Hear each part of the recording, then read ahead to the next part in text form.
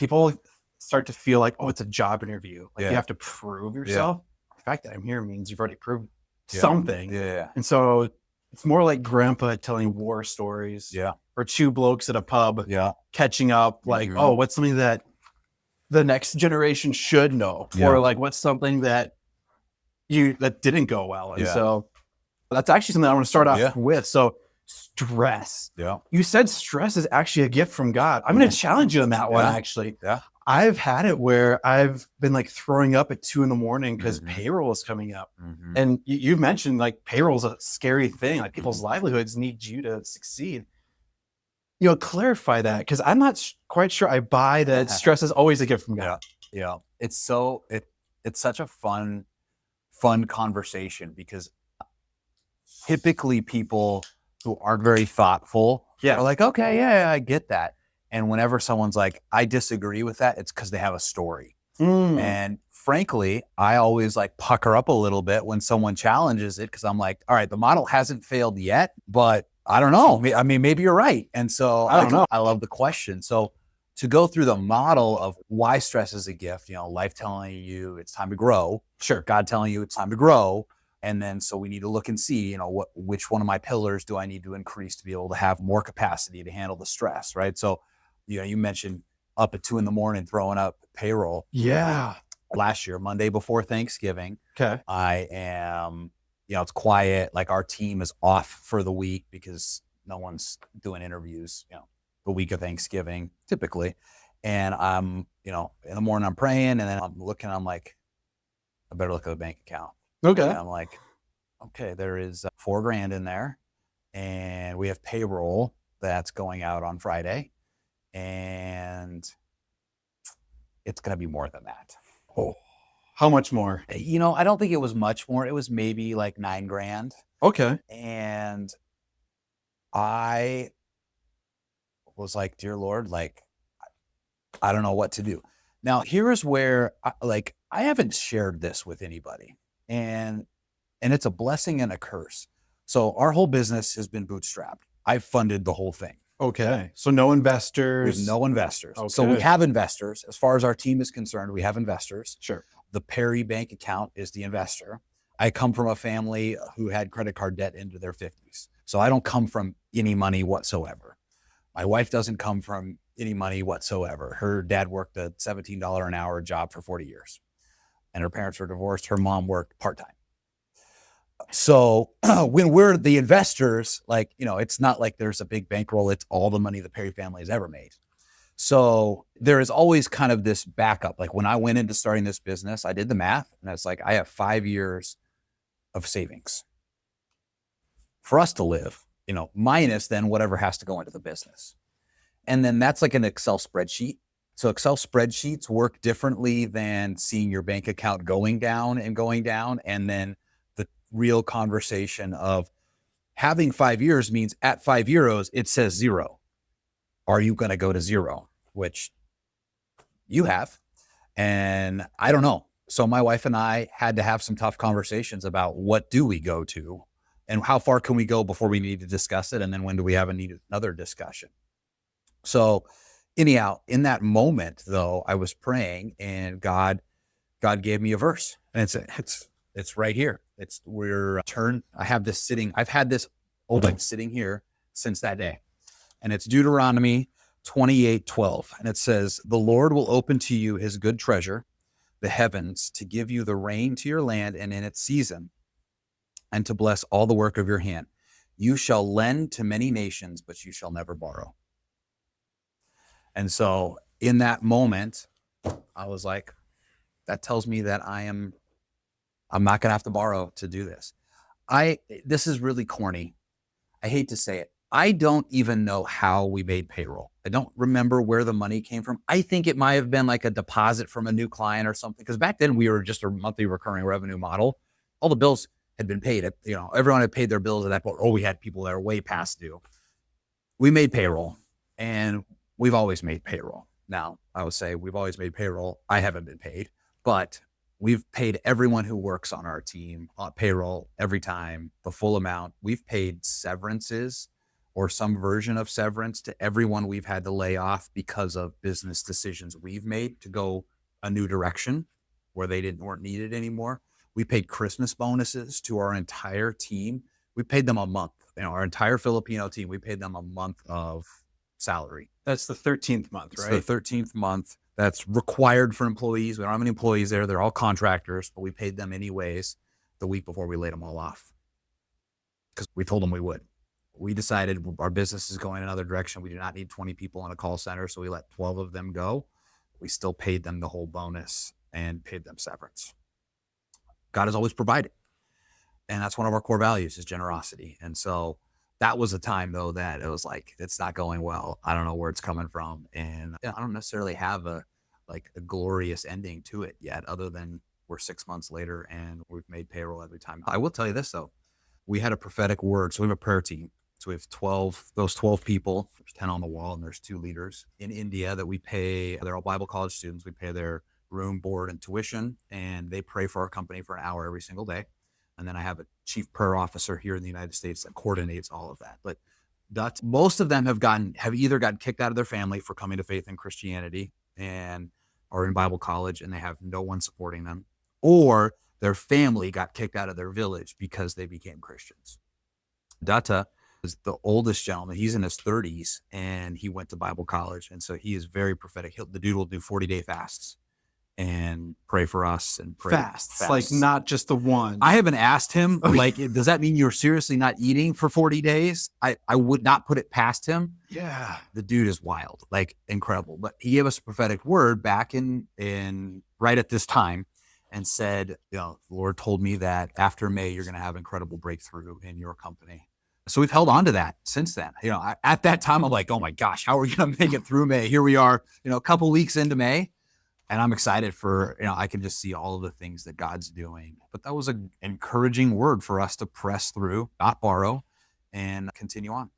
Because some folks would say and thanks for that transparency. That's a lot. It's easy to say you have faith until there's no rope in front of you. Yeah. If you're like me, you probably get credit cards like every day in the mail, like 0%, 15 months. Good credit, good net worth, the numbers just get bigger. Family history, you said for you and your wife, credit cards are a part of life. And it sounds like, no, we're stuck. Let me be transparent. Great question. Yeah. I believe, so we have credit card debt in the company right now. So we have one credit card. We have 2 credit cards. We have one credit card that we use. As you know, you can't put payroll. Well, you can't put payroll on credit card. I have not done that. So some of the business expenses obviously require cash. The bulk of the business expenses are cash. We carry a balance on our credit card. So per that, I am borrowing. I do have that. I believe if I actually had the faith to pay off the credit card in full, which has been a few months since we've done that God would have provided. I'm candid enough to say I didn't have enough faith to do that. So we have a credit card balance.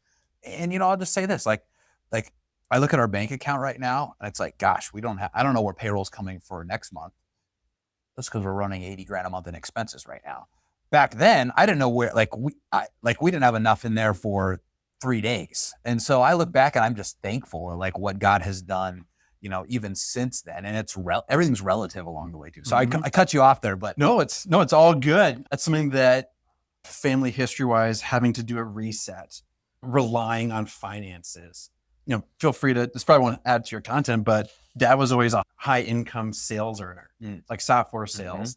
Mom liked to live the higher life. And so, teeter-totter, high income, high expenses, there's just a lot of pressure in the middle. Yeah. And so some of that now we're working with when we have our kids, because we've got 3, almost 4 on the way. Yeah. What things do we continue on with family history? Yeah. And what things do you intentionally cut off? Because nope, not doing that. Yeah. But that's more on my background instead of yours. I was curious though, what's more stressful? When you have $5 grand in payroll or when you're on an Alaska fishing boat for months on end?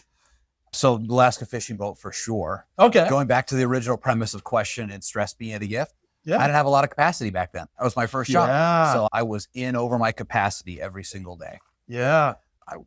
Candidly, we're not to that point in the business yet. Who pushed you though as a 14-year-old? Because it's either it's in you or you saw something in dad, or like who wakes up as a 14-year-old like, yeah, I'm gonna go work? Well, okay, a couple things on that. It was cultural. So Okay. in the sense that, so I went to the church I went to, so I lived in this building 7 days a week. So the Christian K through 12 I went to was the church we went to. My dad was an elder. My mom was on the worship. So I was in that building, 8 to 12 hours a day, 7 days a week. One of the other elders, it was actually the lieutenant governor for our state. And so he was kind of this prominent gentleman in our church, hard, tough nosed guy, but very fair, full of integrity, full of character, amazing man. And so it was an honor to go work at his fish camp, when you were 14, 15, 16, 17, 18 years old. If you were like, a junior high schooler at that church, at that school, like he took the best and the brightest, and you got to go there and you got your butt kicked. You got your butt kicked for a summer. Mhm. So that was kind of a cultural thing growing up. And then the other part of it was like, again, my mom stayed at home. My dad, earned 60 grand a year and spent 15, 20 of that sending us to the school. And like, if I wanted shoes for basketball, like I had to go to work. If I wanted to go to basketball camp, I had to go to work. So there wasn't anything like I had to go to work if I wanted to do those things. Were you pretty creative on what the next venture? Because like going to pavement and asphalt, completely different than fisheries. Did you see an inspiration? Did you see an opportunity and like that could be me? Yeah. What led to that next jump in the work entrepreneurial world? Yeah. So a couple things. One is what inspired it. And then two, like practically, how did I get into that? So, fish camp was, I think, 5 weeks. The salmon opener was 5 weeks. So we would work whenever it was open, 24/7, however many days in a row it was open. Wild. So, 100+ hour weeks. The big pink salmon, right? Yeah. Yep. So Okay. we fish for sockeye salmon, which are called red salmon. And we would catch king salmon. In one net, I caught like 2 65-pound salmon. People fish their entire life to catch. Oh, it was so cool. That same summer, I thought I caught a 300-pound halibut too on another trip. So I got to the end of the season though, and I'm like, all right, I know how much like salmon's like 65 cents a pound, and we were catching tons and tons and tons of tons. So I like doing the math, and I'm like, gosh, the owner made a lot of money. I know how much gas is to fill. Like, I don't know how much the permits are, but like, dude made a lot of money in a month. And I made like 2 or 3 grand, which was great for a 14-year-old kid. I was set, but I was like, I want to be the owner. And so practically speaking, so in Alaska, they do it kind of here in Minnesota, not as often though, but you seal coat your driveway, right? All the driveways there are asphalt. No one has concrete because they heave and thaw so much. So it's all asphalt. They're all cracked up and bumpy. And so you seal coat your driveway every other year. My dad, who again, aforementioned, didn't have a lot of money, paid me. He's like, I'll pay you $200 if you do this. And I'm like, okay. So I went to the store. I'm like, this 30, $40 in materials. My dad is going to pay me for $200 to do this. We live in a decent neighborhood, but across the street is all the nice neighborhood, all the rich pick, like they would pay me a ton of money to do that. So I'm like, I'm onto something here. So that's how it started. I'd literally walk up and down the street, put flyers on the doors and say, hey, will you pay me to seal coat your driveway? Who's a customer that you'll never forget? Yeah, so I'll talk about two. One, great question. One of them was the owner of all the local UPS stores. Okay, And he franchise then. Yep, he lived in Prominence Point. It's like very ridiculous name, and it was Prominence Point. This is the most expensive neighborhood in town. There's only like one of them in Anchorage, and you're up on the mountain overlooking the whole town. And so I go and I do, and it was like, I don't know, $600-700 driveway. And, I probably had a couple $100 in materials. Like, so, that wasn't nothing for me. And, closing the deal was a big deal. And so I did it and, went back that night. His wife was there. She gave me a check and I go to deposit in the bank the next day. And they're like, Mr. Smith put a stop payment on the check. I'm like, I didn't even know what that was. I'm like, I'm 18 years old. What's a stop payment? And they're like, well, it means that, that you can't cash it. I'm like, okay. So I call the guy. He's like, yes, yeah, young man, I'm going to teach you a lesson, but you didn't finish the job. I'm like, what do you mean I didn't finish the job? He's like, well, you had to move some rocks back, border rocks on the driveway, and you never put them back. I'm like, so you're not going to pay me because I didn't put the rocks back? And he's like, nope, you didn't do the job all the way. And I'm like, I got like money and the materials, all this. I'll be up this. I ran up there and put the rocks back. He's like, nope, it's too late. You had your chance. And so I remember like, this is the first time like I called my buddy's dad, who's an attorney. Like, what do we do here? Ultimately, I never got the money. And what was funny and why I won't ever forget it is like 10 years later, I'm now a partner at the New York Life, a senior partner. I've got a team of 30, 40 advisors running around. And like one day I'm meeting with one of my advisors and she's like, yeah, I've got this new prospective client. You know, he's going to do this and do all this business. He's a successful business owner. I see the name and I instantly know who it is. And I'm like, It's the same guy. you don't want to do business with this guy. And she's like, oh, it'll be good. And, you know, sure enough, the whole thing falls apart. The guy became, you know, but just a big mess kind of thing. I'm like, oh, that's so funny. Such a small thing. So I'll never forget that guy. Yeah. The other guy. Before we go to that second guy, that's a moment for a lot of people. Stress pops up. Yeah. They get tunnel vision. They like life stops. What is young Steve thinking for those 24 hours? Is it bitterness? Is it, God, what do I do? Like, what's the knee-jerk reaction? Because stuff that's there bubbles up. Yeah, I'd say it's all right. I know people. I got people. So let's call my buddy dad, who's an attorney who had a great relationship with what do you like? Let's learn. Like, let's figure out how we fix this. And you know, talk to my dad, obviously. And you know, really, it was kind of determining like who do I want to be in business when things go wrong.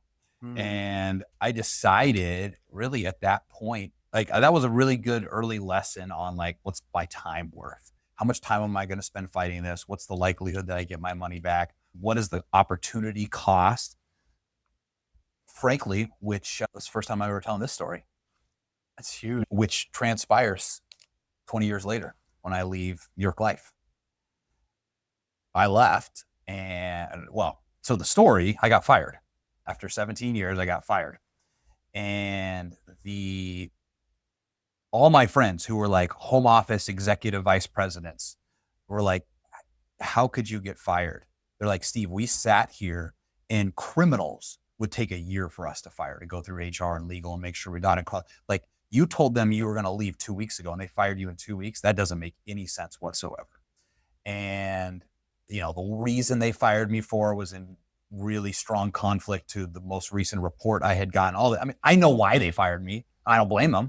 I'll tell the story how I think the guy actually fired me later on. But the moment came where I was like, do I go after a wrongful termination lawsuit or not?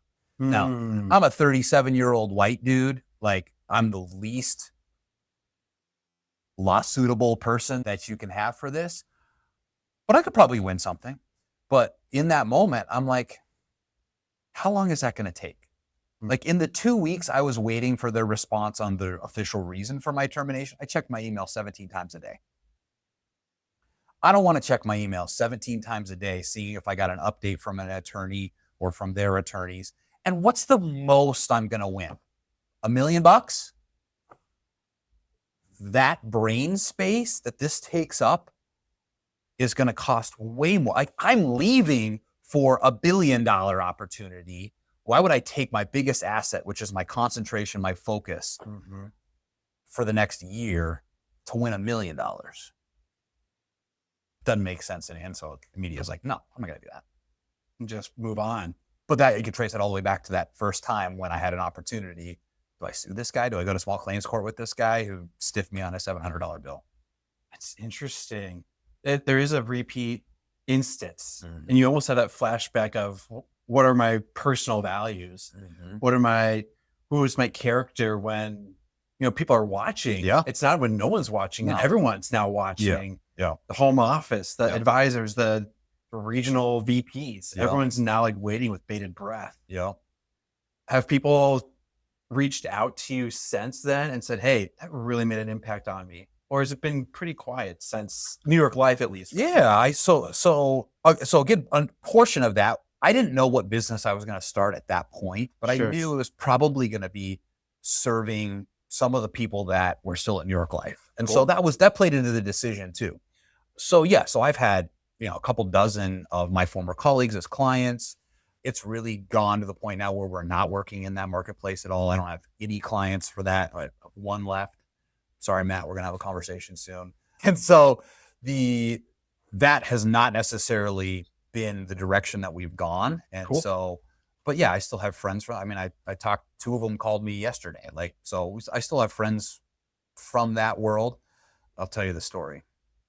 So this is a wild story. So let me just for like, We need all the context. Continuity's sake. Yeah. Yeah. All right. So it's even this hilarious. All right. Oh no, it's right here. Right here. It's in my wallet. Okay. All right.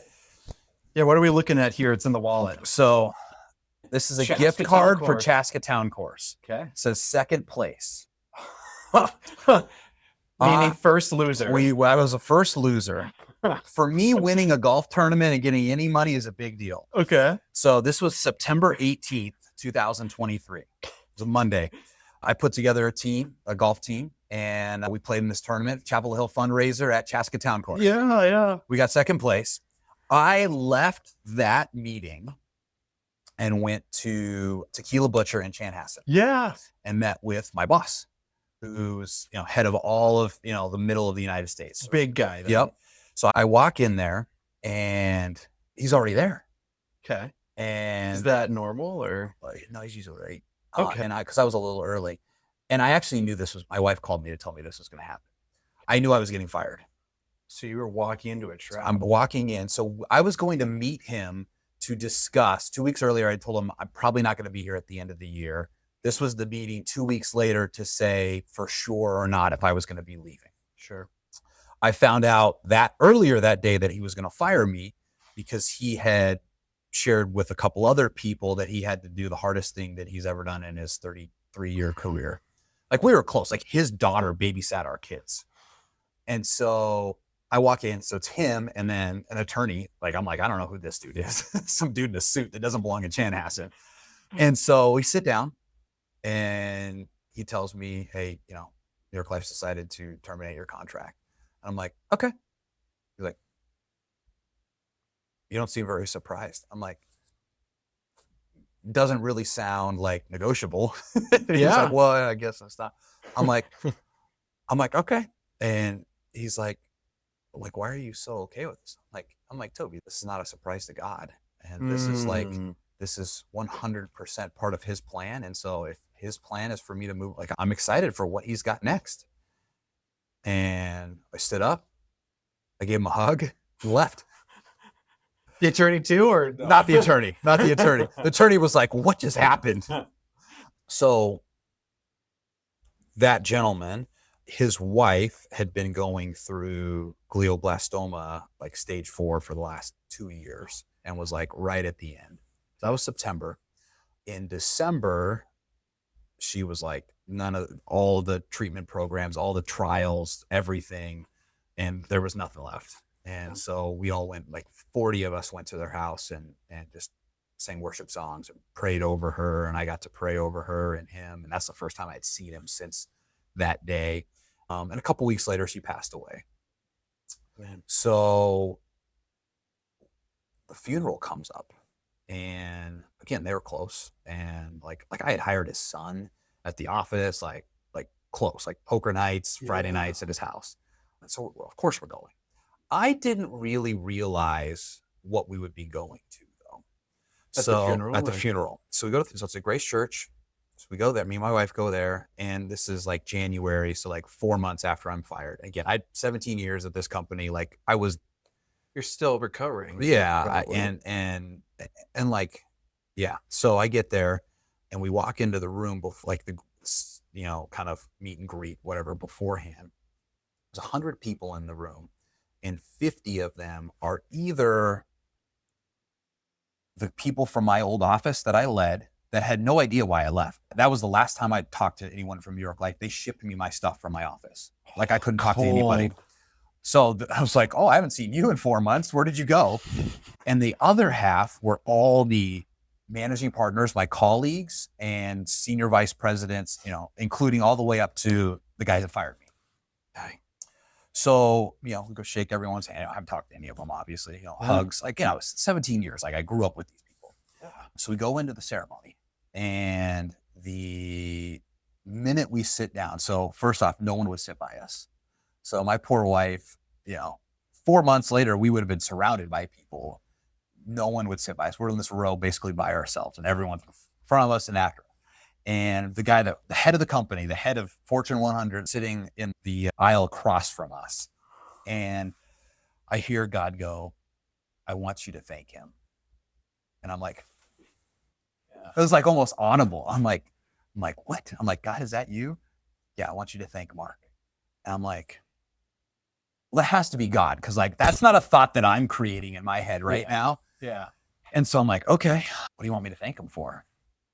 And God goes, I want you to thank him for firing you. I want you to thank him for moving you to Minnesota. And I want you to thank him for the raise he gave you that helped you buy the house that you're living in.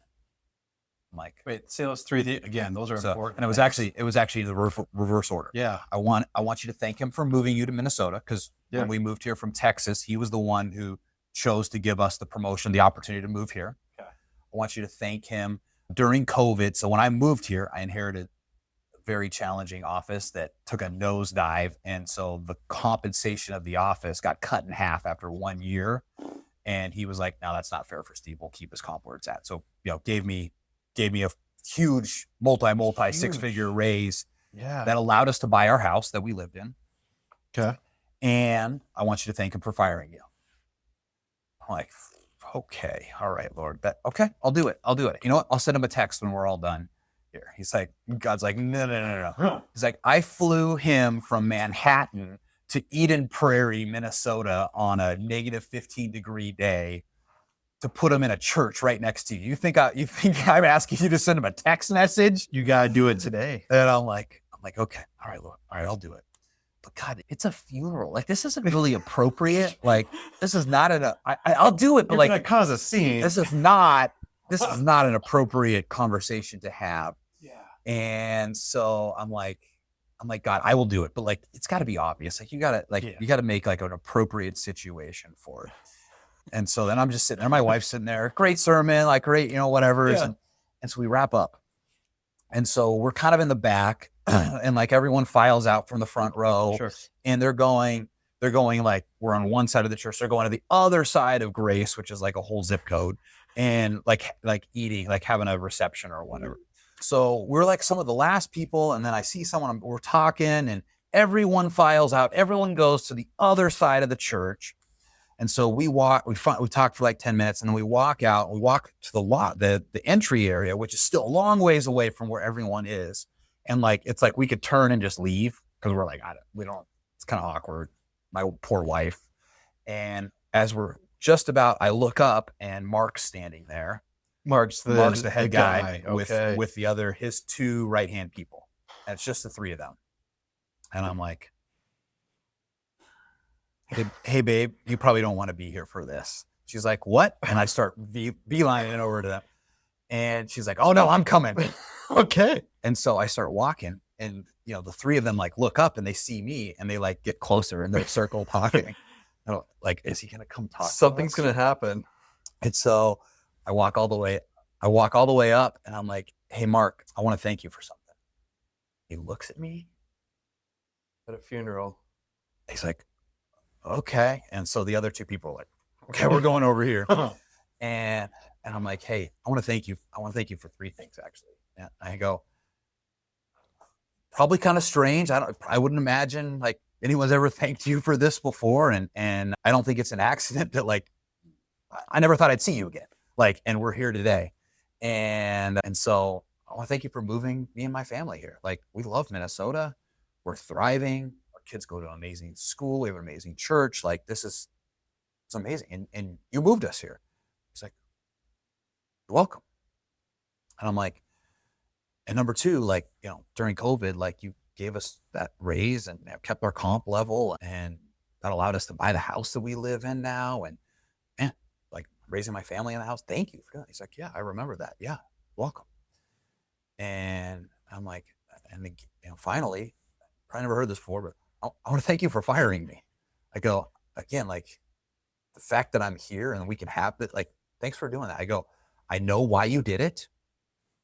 I know you didn't want to do it, but you had to, and I get it. And like, it's part of God's plan, and I'm excited for what's next. And so thank you for doing that. yeah, no one's ever thanked me for that before. Steve, like, I think the world of you. I know you're going to be successful with whatever you're doing. I wish you could have stayed with us, but yeah, you're welcome. That's, so, and he's was going through some health issues. I was like, yeah, you're in our prayers. We're praying for you that you get healed from that, and it's good to see you. Like, good to see you, Steve. Walked off and left. Yeah. I was like, what just happened? Well, what did your wife have to say? Because She was standing there. Sounds like she didn't know that was about to happen. She didn't know that was about to happen, but she knew something. I mean, gosh, our wives have so much discernment. Yeah. So we got in the car, and it was just like, oh my goodness, what just happened? And I'm like, babe, I was not prepared for today. I didn't think all those people were going to be there. Like, she's like, you didn't? And I'm like, I didn't think it. She's like, I knew it was going to be like crazy like that. And it was just one of those obedience things. Listen to what the Lord says and obeying. I still don't know why, but yeah, that was what we had to do. That's crazy. Y'all never see Grace Church the same. No, definitely not. Oh man. So yeah, based off of all that, being able to not get sucked into bitterness or you can get stuck in the pit. Like you may leave, but you're mentally stuck in that phase of life. And it didn't happen with New York Life. Didn't happen with the UPS guy. What was it? Providence Point. Providence Point. Yeah. Who was that second customer? I'm curious now. Yeah. So this was like, my average driveway was like $400 or $500. Okay. This guy was like the biggest home builder in town. His wife was my Sunday school teacher in like third grade. His one son was a year older than me. One was 2 years younger than me. His tough guy, home builder, nice home builder. Like literally his house was on a runway. And he had his plane? Yeah, runway? like airplanes. Like he had airplanes in his hangar attached to his house, helicopters. So his driveway was like a street. Okay. And he's a home builder, so he's in construction. He puts driveways in all day long. Yeah. No. So I think it was like a $6,000 or $7,000 job.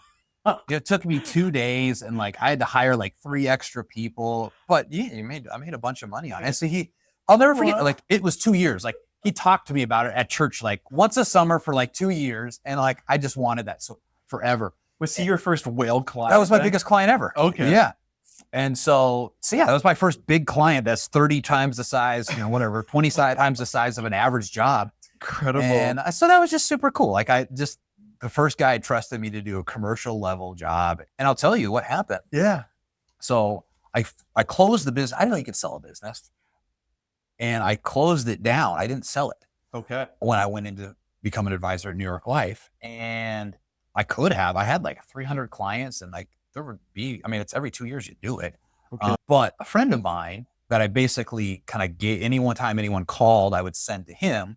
Well, I had to do warranty work on this. And again, I didn't have to do warranty work. I wasn't in the business anymore. But this guy, he's like, hey, it's peeling up and this and that. Can you come? I'm like, Dave, I'm not in the business anymore. I don't have any of my equipment, but let me make a call. And so I called my buddy, and I'm like, hey, I've been sending you this stuff. Can you go do this? He's like, absolutely. I'll go take care of it. And so, just to that point, like it was like, that was another opportunity, my biggest client ever. And you got to do the right thing, even if it's going to cost you. Was that friend that followed up with the word he's in service? Was he one of the first examples of what a good transition would look like? Because in the financial world, every financial advisor I think of, 50 plus, very tenured. They're on the tail end of their life career. Clients get freaked out when they're working with someone who's 5 years from retirement. Like you've been an advisor, you've worked with clients before. Like, what does a good transition look like? Would it be the pavement business? Or that wasn't a good one. No, by no means. Okay. No, I think that, especially where we work, I think the traditional solo advisor where you've got a guy. Yeah. I think that model is dying. Okay. Which I recruited to that for 12 years. I came from that.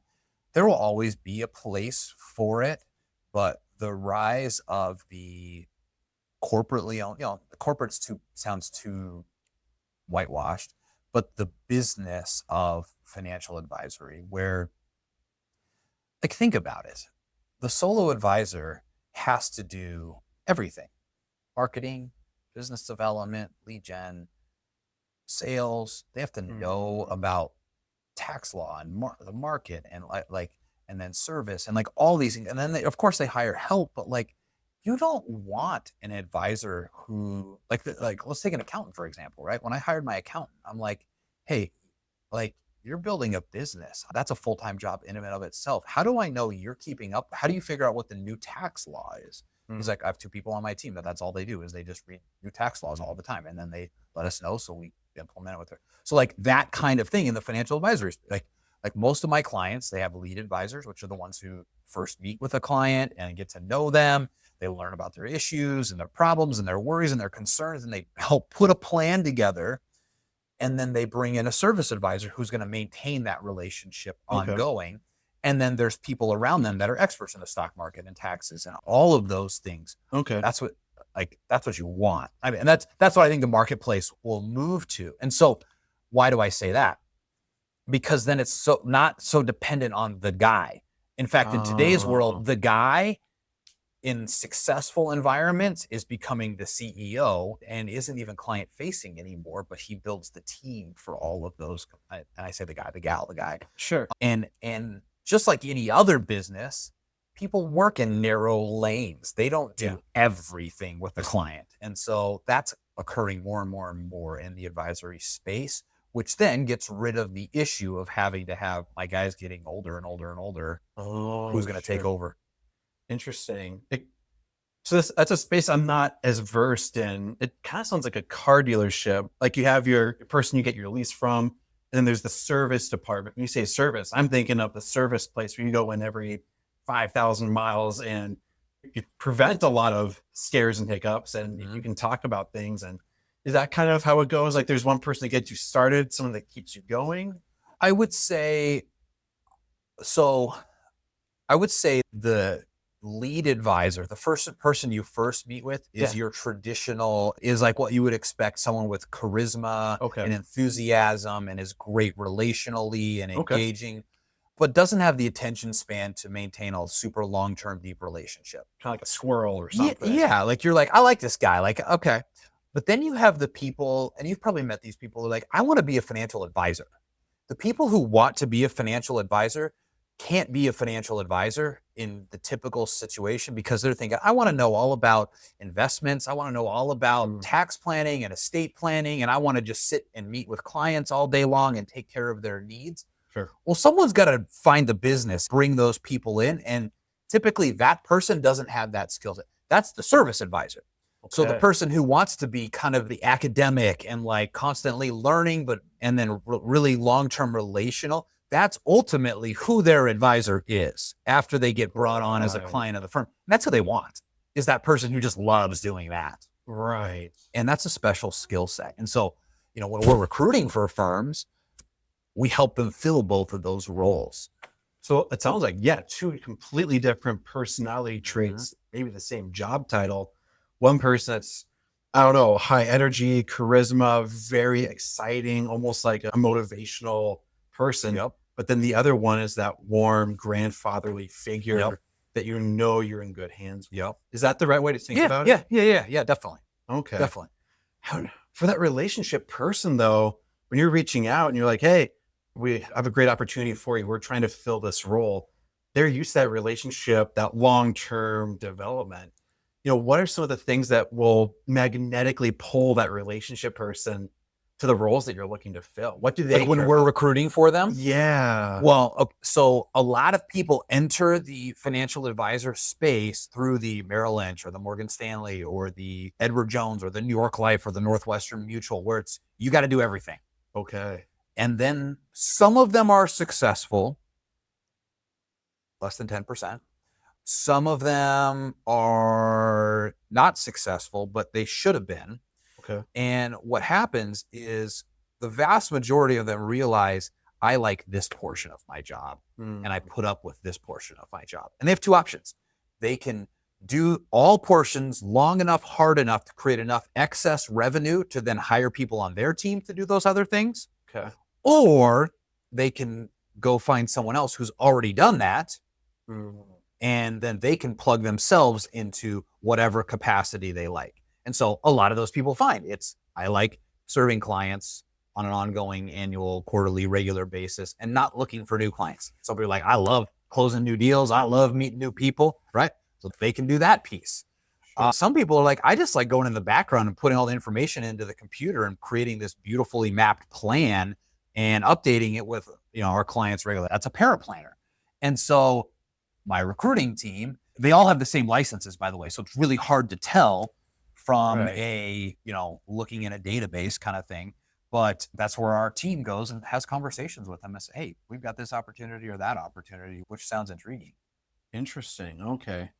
Are most clients looking still for that in-person relationship? Because trusting your financial retirement plans, your Social Security, like some folks are going to be fine with like the robo advisor, whatever. Some folks like, no, I want to like sit down and have like that relationship. What have you seen in the marketplace that advisors prefer or that clients prefer? Because they're different audiences. I mean, I can't be impartial in this because we work with the ones who hire people. Yeah. I know people who do everything on their own, and I know people who use a person. I still haven't met anyone that uses a robo advisor exclusively. Sure. Is a raving fan of their robo advisor. So I think what happens, because let's look at it this way. Like, you're only calling your advisor when things are going really, really good or really, really bad. And when things are going really, really good, you don't want a robot. You want a person that knows other people that have had situations that have gone really, really good. And they want to know, like, what did they do? And when things are going really, really bad, typically you're not there. And what do you mean by that? It's so either you're out sick, you're dead, you're like something's gone really, really bad. And so it's your kid or your spouse. They don't want to have to figure out how to use a robo advisor. They want to call somebody. Sure. They want to call a person that knows everything that went on. And that's why I think that good advisors use all of the technology that they can to help them have all of the benefits of having the robo advisor. Yeah. And then they're selling the personal dynamic and the ability to have people. With New York Life, I'm guessing life insurance, crucial component. Mm-hmm. What was it like having those conversations with the family that said, hey, so-and-so died? What do we do? The saying in the industry is that you're not in the business until you've delivered a death claim. Yeah. I never did. No kidding. 17 years. I never did. Now, I only was an advisor for 5 years, and I was 20 when I started. And so most of my clients were, 20 to 25. Oh, okay. Sure. I had a couple clients die. In fact, I had multiple clients die that had canceled their life insurance. Oh my gosh. I had some clients that became terminally ill and had provisions on their policy that they didn't have to pay the premium anymore. And then they were miraculously healed. But I've never myself actually delivered a death claim. 17 years. Mm-hmm.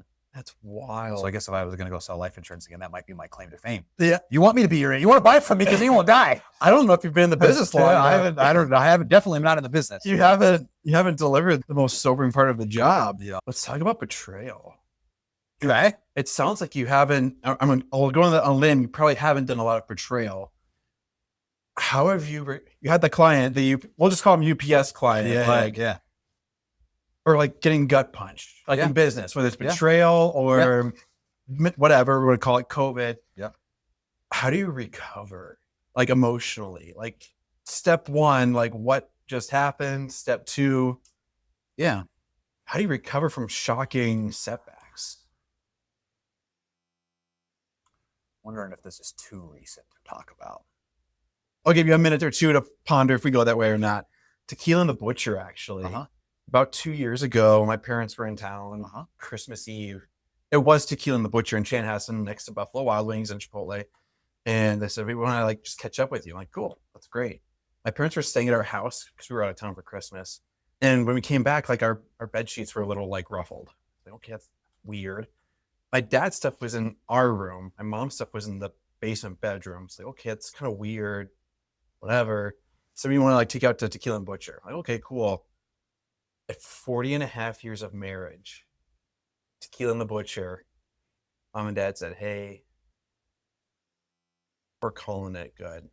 Wow. We're separating. Wow. And I remember because like it was one of those, they brought like fancy food and drinks. I got television. I almost passed out. Wow. At the table. And it was tequila. And it was right there. That's funny. And Not funny, but. Well, no, it's all good. But it's like, that really hit me back. And it took me months to go through the grieving cycle of like, what is it? Angry, bitterness. Like there's like the 5 stages of grief, right? Mm-hmm. And it's taken me probably like 2 years to figure out like when mom and dad gave you shocking news like divorce. Yeah. I don't know how to recover, but then like forgiveness. In hindsight, I'm learning like forgiveness and acknowledging people are sinful. Yeah. They're not perfect. Yeah. No matter who they are. Yeah. That's probably the hardest pill to swallow is Yeah. like genuine forgiveness. Yeah. And so when you say Tequila and the Butcher, I instantly flash back to Yeah. Christmas Eve of like the Wow. worst meal I've ever had in my life. Wow. Yeah. So I guess it's a place to deliver like terrible I news to guess. people. Yeah. It's where people go to suffer. Yeah. No themselves. kidding. Like, Oh. but yeah, like when you stumble back, like that gut punch moment of like, oh shoot, this is happening to me. I'm learning like forgiveness and like catching my breath. That's something that I need to do personally. Like maybe what has your wife done that you're like, oh yeah, my wife is really good. And I want to be like her. Like, Yeah. like, Yeah. So we just celebrated our 14th anniversary on congratulations. on Tuesday. Thank you. We didn't celebrate. We were like, it was Okay. another day. It was not a great example. Last year we celebrated, but it's like my wife's 40th birthday was April 13th, and then Mother's Day, and then right, it was like a lot in a row. It was kind of some back to back. That's a lot. So we didn't do much this year. Sure. But no, so when I go back to college. So I was very. Is this college in Alaska? So my freshman year of college. I went to school in San Diego. Okay. Had a full ride Naval ROTC scholarship to Point Loma Nazarene University. Wow. So the scholarship was through University of San Diego, but I could go to Point Loma, and then my naval science classes were at San Diego State. So I went to all 3 schools. Okay. Didn't have a car or a cell phone. I still don't know how that happened, but I was always a very energetic young man. I was on the basketball team, on the track team, and I class clown, all the different things. Okay. So I made a bunch of friends, and then I gave up the scholarship, went back to Alaska, finished the University of Alaska Anchorage. But I would go down to San Diego all the time because no one likes being in Alaska in the winter. So I remember one time I went down there, and it was like all my friends were like watching the season finale of something, and they're like, "Hey, Steve, you can't be hyper during this. Like, we really want to watch this. Take this pill." I'm like, innocent kid, The like start of literally a good story. Yeah, yeah. So he gave me, I don't know, like a Percocet or something, and I was like, oh, this is awesome. So for like probably 4 years, I would, if I saw like a Percocet or a hydrocodone, I would take it. Like, Sure. So I abused pain meds, like to the extent of like, 10 times a year. Like it, like Sure. I never bought them illegally. I never Yeah. but if like they were around or if I had a surgery or something, Just grab a little. yes. I didn't even, if pressed, I knew it was wrong, but it was like I grew up in a very like my parents didn't drink. Like there was I literally like it's medicine. And it makes me feel good. A week, Like 12 hours a day, you're at church. Basically. This is not what that guy does. So yeah, so it wasn't like, I don't know. My wife, criminal justice, master's degree in social work, Man. like her dad was an alcoholic, like very like substance abuse, like recovery, like came from that world. Seen the worst of it. Yes. So my bachelor party, we went like wherever we went, 4-wheeling or something like that. And my buddy had a couple Percocet. And so I'm like, oh, I haven't done this. I literally probably haven't done it in a year. I'm like, oh, let's do it. Let's have a bachelor party. And like very tame bachelor party, by the way. Sure. And so I had a couple of them in my pocket, and like I got home, and like this is literally like how like I didn't even like think about it.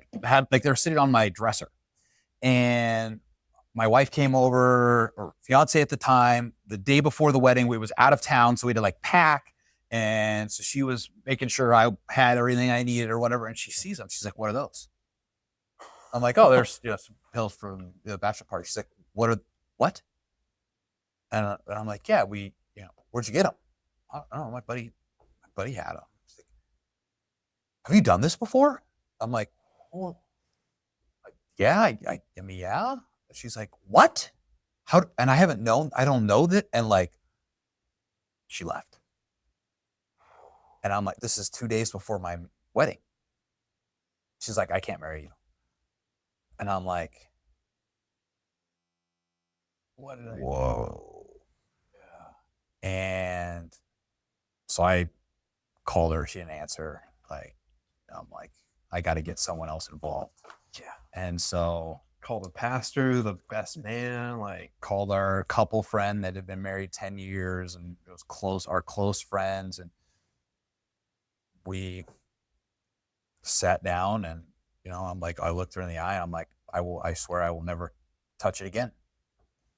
And by God's grace, surgeries with like she has the bottle and like she'll give me one, like knee surgery. You get one of these for one day, she's kind your of thing. nurse now. So I got even have not touched it, but that took a lot for her because that to her that was a huge deal. I didn't know this. I didn't and she forgave me and we did get married, and by God's grace, never again did I touch it. And so she's amazing. There's been multiple things in our life that it's like, I'll never again, babe. And so she's always been it wasn't easy and took a lot of trust afterwards, but yeah. Well, especially if it elevates what you're going through or if it's an enhancer, it's easy to say never again doing something that's toxic or terrible. But something that elevates mood or engagement, that's tempting. Mm-hmm. And now that's something that she has to go through. Like, okay, like I bought into this. I'm going to stay true to that. Like I'm trusting Steve. Yep. With all this that's going on. Oh, you said knee surgery? Is that right? Yeah. What'd you do to your knee? Need a surgery on? I had, so we went round and round and round and round, trying to figure out what the heck happened. Like, because I did some MRIs and CAT, whatever they do, and they couldn't find anything. It was basketball. Okay. And it was weird because it would hurt and then not hurt, and then hurt and then not hurt. Okay. And so finally, our good friend, his brother's head of orthopedic surgery at Mayo. And so he's like, I'll get you in there. Like, we'll go check it out. So sure. We get the best of it. So I had the Timberwolves orthopedic surgeon checking out my knee. What had happened was a little behind the kneecap, a little tiny piece of cartilage had chipped off. Okay. And it was just cartilage. So like it didn't really show up really that good. And like sometimes it would be like right in place. Other times it would float around and get like in a nerve or it would hurt really bad. Yeah. So all they had to do was go in and suck it out. That's not bad. It was not bad at all. Okay. But I was imagining like the handicap, none of that tag, none of that stuff. None of that stuff. Wheeling around and none everything. Of that stuff. Yeah. Oh. Now in the FA world with, I'm sure you've seen surgeries, clients, advisors, with higher income, higher net worth. It doesn't mean people are immune to addictions. It just means that the drugs of choice are just more premium, right? Mm-hmm. When nobody's looking, what does integrity look like? Because you've probably seen the craziest stuff in the advisor world. I've seen it in healthcare. I've seen it in tech. When people are letting their hair down, I won't say their true colors come out, but the wild side of people comes out. Sure. How do you size up people's character, their integrity, whether it's in the recruiting side or like one of your business partners? Like, yeah, this is like, I'm going to ride or die with. What are your check boxes or green flags that you're looking to like confirm in addition to prayer? Yeah. So 100% prayer, 100% listen to the Holy Spirit. And if my stomach is not easy, we're done. Okay. I've turned down many, many things just because of that. Many more recently than in the past. Interesting. I would say that I have not seen as much because I am very bold about my faith and where I stand. And so I would say there's been a lot that I haven't been invited to or privy to because of that. Okay. So yeah, I'm probably pretty naive and too optimistic, but I know that. And so I like one of the number one character traits or actual spiritual gifts I look for in people that I partner with is discernment. Interesting. So my wife, high discernment. My business partner, Brandon, high discernment. I look for that because I know it has been a gap of mine, as I've leaned more into the Holy Spirit and listening, less and less do I need that all the time. Sure. But You're just too trusting of people. yeah, I'm like, look, if it goes wrong, it goes wrong. And like, Sure. so, but that's not fair. Like when it's just me, that's one thing, then it's my family. And then, and then it's other people's families. So, I have to be a better steward of that as I'm leading more and more people. Interesting. So you're having to be a lot more alert since it's not as natural. I look for evidence of people doing what they say they're going to do on things that don't really seem to matter.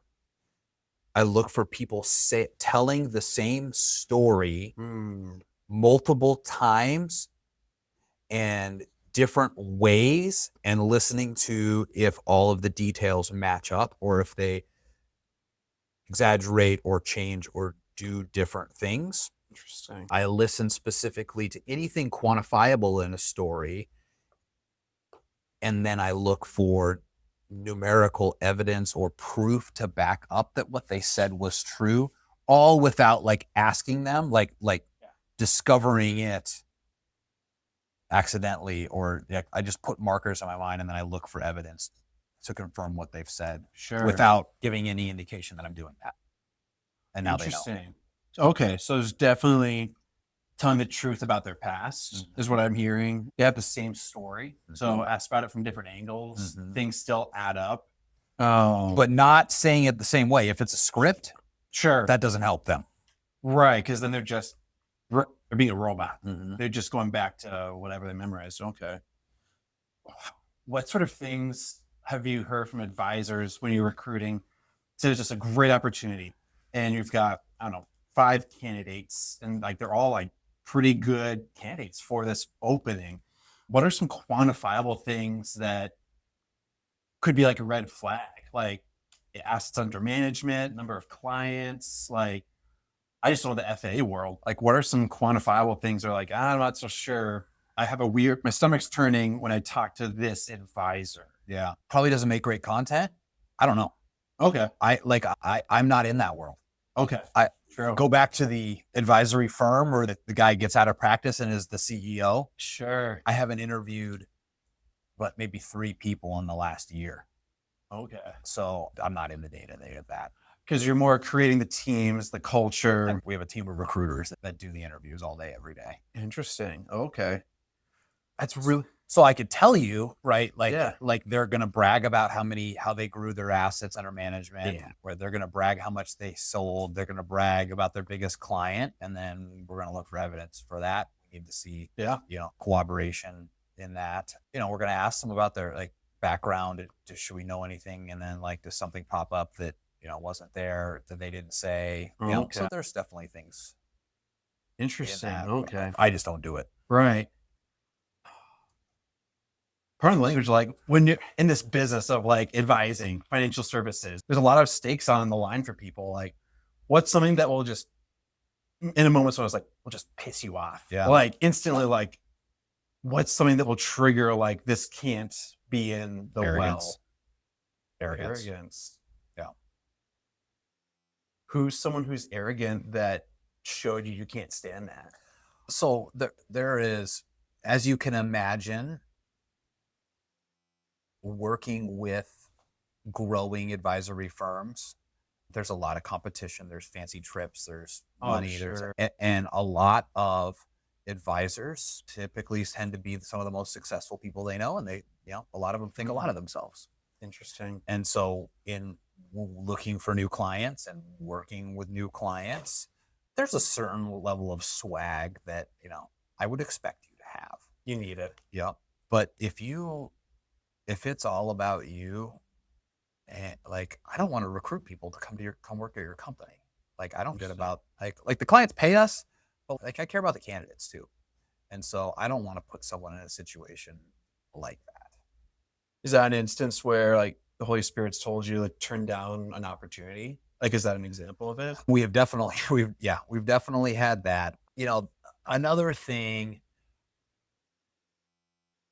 and this might be arrogance on my own behalf too. We'll find out. Well, I don't know. I am like, if someone delegates meeting with me to someone on their team, Like they're a paraplanner or something? no, so if the owner or the CEO is like, yeah, meet with our director of HR or our Oh, operations manager or whatever. Like, I get it, right? No one wants to pay recruiting fees. No one wants to meet with another agency. I get it. Like, but like, I'm about done with that. None of the companies we work with are big. Like the biggest companies we work with have 100 employees. Like, okay. the people we're bringing, I mean, we have a couple of enterprise clients, but like the day-to-day, the sales calls that I'm doing on day-to-day, like the people we're recruiting for your firm are going to make you millions of dollars a year in revenue. Okay. You should meet with me. Don't have like, I need the decision making. Now, if that person is 100% authorized to swipe the company card for our $30,000 fee, okay, I'll meet with them. But if they have to come to you to run it by you, then I need to meet with you. And part of that is I need to see what you're like. Do I want to do business with you? Do I think you're going to pay your bill? Do I think that I want to send our candidates to you? Do I want to negotiate with you? Is this worth it? And so that's maybe a little bit of arrogance on my behalf, but it's also a boundary that I'm beginning to realize I need to have, because frankly, at this point, we've built a reputation where we're able to do what we say we're going to do on a regular and consistent basis and in an incredibly excellent way. And we're not willing to work with, the leftovers anymore. Interesting. Anymore. Anymore. So when starting off, you kind of take what you can get. We definitely took what we could get. You have to. And if you want to get prayer on camera, you're more than welcome to as well. I want to disrupt that. The last one is I have to text my coach and tell him that I do what I was supposed to do today. Okay, fair enough. Interesting. So what is negotiating a game for your clients? Like just to feel like they got a deal, or what's negotiate? Like if you get a 5x return on your money, why would people threaten missing out on that upside? Like who does that? The only reason we negotiate is because I am not confident enough in what we have to offer. Interesting. Or haven't been. Okay. And so as we continue to get more clients and continue to prove for our clients, I'm like, there's no negotiating. And so my chief revenue officer today asked me, he's like, hey, we're going into this meeting with this private equity firm, and this is a great way to potentially break into that space. Give me, how much autonomy do I have to negotiate? I'm like, the fee is this, it's this. If they want to hire more people in the future with us, then we can negotiate a bulk rate, but I'm not going to give them a discount up front for the potential of longer term. Where in the past I have. Sure. I got a client right now. It's the most challenging client that we have. Are they arrogant? And they're arrogant. And they had me meet with their operations person and not them. And they negotiated the lowest price of anyone that we have. And they said that they were going to do a bunch of business with us and introduce us to a bunch of people. And none of that has happened yet. And that's the same story every time that we go and negotiate lower. It sounds like that UPS guy. Oh, is it worth your time to go chase them down and hold people accountable? Yeah. We'll stop sending them candidates. It sounds like you fade away after a while. So on the flip side of arrogance is humility. Would that be probably one of the most premium character traits? Yes. However, it's very difficult to discern true humility from false humility early on. Let's sit on that. What is false humility? Just like the first time you meet someone and they want to look humble, or it looks just like real humility. Sure. Talking about yourself less. It's all about the other person that you're meeting with. Tell me about you. Oh, that's amazing. Tell me more. They butter you up. Oh yeah, no, our firm's nothing's like. I mean, we've done a good job, but it's all the team. It's all this. It's all Sure. Like, I'm just blessed to be where I'm at. All the real thing, but but half the time, when it comes to paying the bill, oh, interesting. or when it comes to, my gosh, we've sent you a gazillion candidates, you haven't hired any of them. Oh, well, they're holding out. Okay. It's interesting you say that. Some of the most arrogant people I've seen always say like hashtag blessed up, hashtag God's favorite. And yet in the same vein, they're, hand on the red Ferrari, God's blessed me so I can bless others, which the script sounds just like God's word, but you can sense something is off on it. It's a discernment piece. I was wondering, that discernment side, who's better discernment, you or your wife? Or are you both 50-50 on the... She is much better at discernment in holistically. Okay. When it comes to things she's close to, it's challenging for her. And that's where I'm able to give her perspective, and then vice versa with me. And then, if we took the rest of the world that wasn't our own world, she would have more discernment in that for sure. Okay. You need to balance each other out. Otherwise, you're going to both have a blind spot. For the clients you should have turned down and you proceeded forward with, how much of the time is there like, not buyer's remorse, but like, God, you were right. I thought I had it right. And like, no, I should have listened. Or does that not happen as much? I'm probably too optimistic for this. Maybe it's the capacity model in me. I don't think I've made any mistakes in the business. Like every time something went wrong, I had to learn that lesson anyways. And I wasn't going to learn it without going through that. And so I don't say I didn't make any mistakes in an arrogant way. I say like, I wouldn't have done it differently. Even knowing what I know, I wouldn't have done it differently. Now, are there a couple clients? So let me backtrack then maybe. Are there a couple clients that I wouldn't have taken on? I couldn't have known. And I will say a motto that applies to clients and teammates is I've never regretted firing somebody. And I knew I should have done it sooner. A lot of people say, hire slowly, fire quickly. I'm more of a hire quickly, fire quickly, and call it my recruiter lens, but you got to get the good talent. You got to get the good talent right away. Part of that too is like when you see your unicorn talent, you got to jump on them quickly. Maybe it's a timing thing. They just came out of tax season and they're now ready 10 months before they weren't. How do you like move people along faster in a process when you have like that dream advisor and you know exactly like who to call? Like, what does an expedited process look like? Is that a Zoom call? Is that like a Rolodex of advisors and clients? Like maybe it's some of your ops team would know better. So the biggest problem we have right now that we're trying to work through is how to speed up our clients hiring. Interesting. Okay. So we take on a new client. I'm going to have a short list of candidates that we've pre-interviewed. We've Zoom interviewed them. We have a recording of them, and we filtered out all the bad ones and have the good ones to you in 7 days. 7 days is fast. My guys I'm very impressed with them. Then the clients, we're like, whoa, I wasn't ready for that. Yeah. Some of them are, and some of them go quickly, and it's amazing.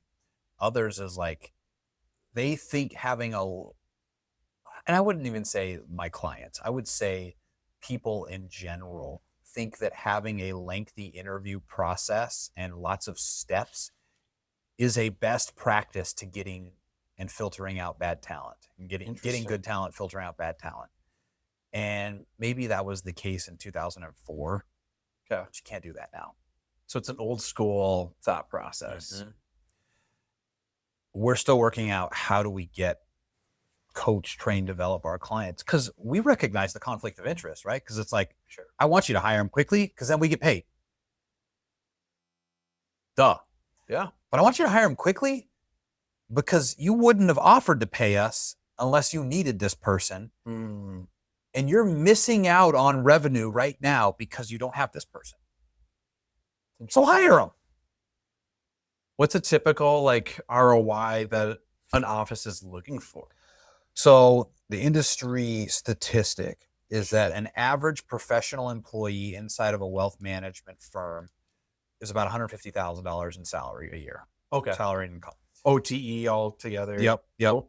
Not an advisor, but all the professional positions, like advisor, paraplanner, ops leader, all the roles. Sure. The average revenue per employee in a wealth management firm is about $600,000. So it's about 4 to 1. Sure. So the way that we communicate to clients or prospective clients is like, look, I know these numbers. That means the average person that you haven't hired yet is going to bring you in $50,000 a month. So every month you don't have them, it's 50,000 in revenue you're missing out on. Our average fee is $27,000, $28,000. Okay. I have lots of clients that don't get us a job early on, that wouldn't get us a job description for a month. That's 50 grand they missed out on, right? I can create the job description. I will have you all the people you need in a week. We will pay for our fee in the speed that you get this person and get them onboarded. Yeah. If you engage that way. Do you think like it just sounds too good to be true? Like if I owned a gym personally and our cost to get a new member was $300 roughly. And we charged $170 a month. And I'm a very logical thinking person. So I cranked up Facebook ads, let's go gas to the floor kind of thing. And it works great. And then you find new problems in the business to figure out. In the advising world, is that just like too sweet of a deal for it to be genuine? Or I mean, it's going to expose them. It's going to expose, do they have an onboarding process? Do they have a training process? Do they, are they ready to hire somebody? And the answer is always no. It's always no for us too. Interesting. But that's okay, right? 70% is good enough to move forward.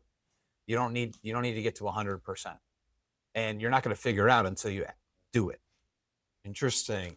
So onboarding, training, cultural adaptation, acclimation. That's a business owner having the humility to say, I don't have it all together. If they had that all together, they'd also have a talent acquisition department and they wouldn't need us. Now, I will tell you, if they have a talent acquisition department, they're still nowhere near as good or as efficient as us on finding like the specialty roles. They don't need us to hire the front desk or an HR, but like the advisor roles, we've spent multiple six figures on our data alone. Our tech stack is it's 5 figures a month. And so they can't compete with us when it comes to finding advisors. You don't have to scale. But if they have a talent acquisition department, if they have a good process for onboarding people, they probably have a talent acquisition department. If they're using us, it's probably because they don't have a great onboarding process yet. Some of my clients do. Many of them, they're just doing 1 or 2 or 3 hires a year. Okay. And so it's not possible to have a process for that. Right. It's too rare of a thing to make an SOP. Yes. For. Yep. So they're a great place to work. Yeah. They have amazing people that they're going to get it right by just the fact that they're amazing. Yeah. But it's still a little bit like, oh gosh, when we hire this person. So how much automation, it makes sense in this whole process? Because automation helps with speed. You may miss out on the human element of that. How do you figure out like when too much automation is there? Because I've been there. Too much automation, you're like McDonald's, you start to lose the value proposition. You need to bring the value back. Like, how do you know when you have too much on that pendulum side investment? I'm not there yet. Okay. So there's still more on the upside. Okay. There's still, okay. I like that. Well, we'll mix it up a little bit. Yeah. What's the most outrageous thing you've heard in an interview? I can't hate to say. So again, not being the one who's doing the interviews for a while. All right, I'll tell 2 stories. One super simple. And, one of my recruiters told me the other day, like, Steve, I was interviewing at a candidate and I'm like, I'm sorry, can you turn your camera on? They're like, oh yeah. They turn the camera on and they were in bed. No. In like under the covers, bed sheets, and had like leopard print, like sheets. And my recruiter was like, there's no way. Okay, you can turn it off. So, all right, that was a pretty wild recent one. This is the wildest story. Screen them out. Yeah. They're not in there. I was probably 27 years old. So back in Alaska, starting to build my team of advisors. I interviewed this guy successful business guy, had sold a business. And he's like, I've considered becoming a financial advisor, lived next door to one of our top advisors. So like nice neighborhood. Sure. I'm like, okay, that'd be good to you. This guy's probably got a great network. He's going to do super well. So he comes in an interview. We talk about, oh yeah, I live next to so-and-so. We know some of the same people, and great interview. He's like, yeah, I'm really interested. Like, I'm like, all right, well, let's get you back together. Let's get back together, whatever, next week. So he doesn't show up for the interview, which is not uncommon. Okay. But it is uncommon for like that level of a candidate. Sure. I didn't hear anything from him. I'm So I call and, you know, about a month later, I'm at the Petroleum Club, which like Alaska doesn't have country clubs, but they do have the Petroleum Club. Petroleum. It's like a members only like restaurant bar. It's pretty cool. Oh, But it's like, it's the yuppie, like uppitiest, like you get in Anchorage, Alaska. So okay. I'm there. Like an Interlaken, Edina country. It's like the restaurant there. Sure. There's no pools, there's no golf course, there's no nothing else. Okay. So I'm in there and I'm meeting someone there. I'm waiting for them. And I'm just like scrolling through the news. I am not a news guy. I don't look at the news at all. And I see the guy's name. Oh no. And I would read the article. And the guy got arrested for taking a hit out on someone that got killed. Oh, so he hired some gangster to kill some guy that owed him money. And like, they're talking about this house and they're like on the other end of town and all this stuff. And I'm like, okay, he was in jail. That's why he couldn't come to his interview. 3 months later, he calls me. He's like, hey, Steve, I'm so sorry I blew you off. He's like, I had some things happening. And I'm like, yeah, I saw you in the news. He's like, oh yeah, no, I got all that cleared. And I'm like, I'm sorry. I don't think we're going to be able to do another interview. You're kidding. You couldn't make it because he was in the Slammer. He was in the Slammer. And you're at the Petrol Club. I was at the Petroleum Club waiting for, yeah. You cannot make this stuff up. What the heck? What's something that you wish COOs and like hiring managers knew that you've seen time and time again that like, oh my gosh, if only they would just believe me when I do this whole thing for them. Like, what's something that just people can't get over themselves on in the recruiting world? So you don't need 6 interviews. Okay. Like step 3, one, like 3 is good. Okay. 3 is good. And you like most of these COOs, the owner of the company is going to want to make the decision. They're going to want to meet them. And people get into financial advisory for the lifestyle. Okay. When you're successful, there's a lot of autonomy. You come and go. There's a lot of fun travel, trips with your family, like conferences you're going to, things you're speaking at. You're making good money. Yeah. And so inevitably, the owner or the CEO is out of the office 1 or 2 weeks a month. Okay. So when we get you a candidate, they're not just interviewing with us. They're interviewing other places. Yeah. You got to figure out how can we get interview 1, 2, and 3 done, which by the way, we're doing interview number 1. So what happens in interview 1? Because this sounds really important if you're shrinking the process. Whatever they want. We will ask them any questions they want and it will be all on camera. Okay. Whatever they want.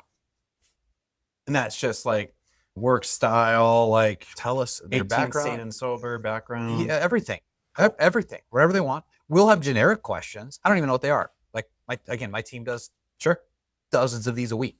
So we have best practice for that. But if there's something you need to know to say yay or nay for my time, so we only send you, we've got 75 people. My team's KPIs, 48 hours, we have to identify the top 75 candidates for this position. So reach out to all of them, get them down to where we're having 30 conversations, high level. We're going to take 10 to 15 to a actual videotaped interview. And then we're going to send you probably 7 or 8. We're already weeding out that other one. And then you're going to like 5 of those. And you should hire the best one. Is that something that your team member has with them? Or is this like an AI interview recording or? They physically do it. Okay. Yeah. So we'll do it. We'll record it. If we think the candidate's a good fit for our client, we'll do a write-up. We'll send them a link to the video that they can watch it. And then they say, do you want us to schedule this for you? So we're already doing that and we can make that as robust as you want. Sure. Get with the candidate within a couple days and then get them with the decision makers another couple days after that. Don't say so-and-so's out of town for 2 weeks. Because their lifestyle. Like if you need to hire someone, you need to hire someone. And I get it. Like it's not always, but that's the one thing I wish they would know and they would figure out how to do. It's definitely a way different way to do it. Because 6 to 3, that's half. Plus the number of days between spaces. People don't realize candidates go cold. There is no keeping them warm. No. Once they've made that decision, I'm going to switch firms. If they're very desirable, very good background, they go quickly. They go quickly. And what happens is these are motivated people. People are not people aren't just like, They're if they're advisors. These are like get it done kinds of people. And so if they've said in their mind, we're typically catching them before they've said out loud, I'm open to an opportunity. And we're the first person that they're saying, okay, to. But now they've turned on that switch. They're instantly going to perform way worse at work because they're not 100% there anymore. The clock is ticking there, and the clock is ticking here. I didn't even think about that. They're distracted. Their production's going to go down. As someone who's gone through it. Yeah. Could you figure out when your staff or like your team, your members, like, could you sense like, okay, so-and-so might be switching? Is that? Oh, yes. Really? Yeah, they stop showing up to stuff. Their numbers are absolutely. I remember when I was at Merrill Lynch, I was an intern. I remember one day, like I don't remember his name, but he came in and then like he had 3 client meetings in a day. And he had 1 client meeting every 3 months. So 3 client meetings in a day, very weird. And then like they're in the one conference room without a camera. This is pre-COVID. So you could smell, I think his name was Gary. You could just tell something was up with Gary and his clients. And then come Monday morning, Gary switched from Merrill to like UBS. And so at least their process, I'm curious what you see in how to protect your clients because firms are hiring you. Everyone pulls up the phones. Everyone's now dialing clients. They want to keep them in the same Merrill brand. Gary's trying to bring them to UBS. It's a scramble to bring a with you. Yeah. Whether you keep it and you distribute the book or bring it like, do you do much with like the retention side or like, interesting? No. We're decidedly not in the M&A space. Okay. So we don't help people move books of business. That sounds like a very intentional decision. Yeah. It's a couple reasons. Yeah. Number one is very practical. It's very relational. It takes 6 to 24 months to have that first conversation to where the book is moved and like, we helped them find the right place. They did that. Right. Like I'm a startup. I can't wait 24 months. Sure. Cash flow. So we're closest to the cash. It's very lucrative. There are 6 and 7 figure deals in that. I'm working one right now. That's almost a 6-figure deal. Now, I'm not like, I happen to have the relationship. I brought someone in who's an expert who has contracts with 50 other advisory firms that they know which one to place them with. But we don't proactively do that. And then the second reason is there's a lot of players in that game, like super competitive. And I'm new to the game. I want to be the best at what we do. It will take us a lot longer to be the best at that. We're already, there is no key player doing what we're doing, working at recruiting W-2 advisors for small to medium-sized firms. And so I think we will just be able to take over this marketplace. You said W-2 advisors. Is that atypical in the FA world? W-2 versus 1099 or like? So it is. So that goes back to the model I was talking about. So sure. So W-2 advisors goes back to the model I was talking about where traditionally, it's a 1099 advisor, solo advisor that's doing all of those things. Oh, and it's their practice, their business, it's their book. Maybe it's under a New York Life or a Merrill Lynch, but it's all commission only, performance-based compensation versus the company owns the book of business. They're the company's clients and they're hiring a licensed advisor, W-2 salary plus commission. That's what we recruit for. And so that's what's growing. There's more and more of that. We're the bridge. We're the bridge between the traditional way and these firms that are doing it this way. It doesn't seem like they recognize the opportunity to recruit from over here. I lived in this world for so long. Now I live in this world. And so we've created the conduit of talent between the two. It seems like an advisor can give wiser advice if they don't have the pressure of closing a sale. 1,000,000%. Do clients realize that in conflict? It's a huge value prop that I don't think they share enough. It's like, you can't lean on it too much because they are commissioned. Like they get a base salary, but they do get a commission if they bring a new client on. Now, they're not incentivized to sell one financial instrument over another. Sure. So that's where they can lean on that. But then the actual advisors, the service advisors we were talking about that have the long-term relationship, it's all about the client. Like there isn't any incentive to move their money back and forth and do different things. It's doing what's going to keep them happy and the best things for them. Interesting. Yeah, it's pure retention, longevity, years, not necessarily maybe not.